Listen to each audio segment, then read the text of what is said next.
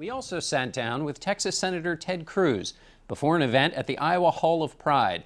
We began by asking about granting automatic citizenship to the children of undocumented workers. I think birthright citizenship as a policy matter doesn't make sense.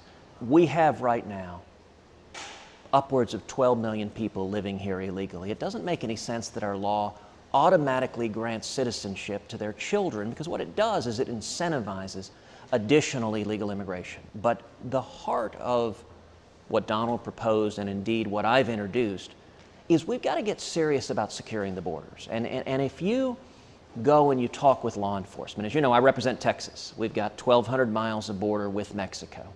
When you go visit with law enforcement, when you visit with Border Patrol agents about what works, the number one most effective tool that works is boots on the ground. That's why I filed legislation to triple the Border Patrol. I was very glad to see that Donald Trump agrees with that proposal.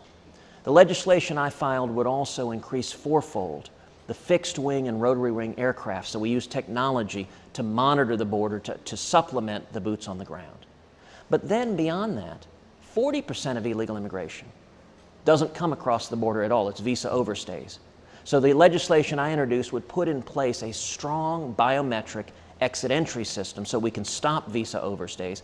And finally, we should put in place a robust e-verify system so you can't get a job without demonstrating you're here illegally. It's not that we don't know how to solve illegal immigration. What is missing is the political will to get it done. And as president, I will get it done. We will secure the borders. In 2011, you mentioned that basically, there's a quote here, you said the 14th Amendment provides for birthright citizenship. I've looked at the legal arguments against it, and I will tell you, as a Supreme Court litigator, those arguments are not very good.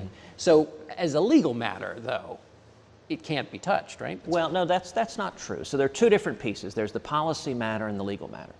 As a policy matter, I think now, and I thought then, we should end birthright citizenship. And in 2011, in that same conversation, I publicly said we should end birthright citizenship. Indeed, I said so in writing.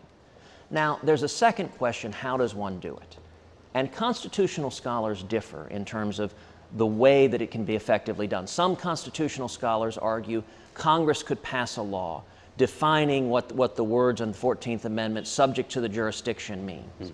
Others argue, no, it couldn't be done by statute. It must be done by constitutional amendment. My view, there's a good faith argument on both sides. We should pursue whichever one is effective. But as a policy matter, we should change the law. But what I also said in that interview, and I think this is important, John, is we're facing a crisis with illegal immigration, a law enforcement crisis, a national security crisis.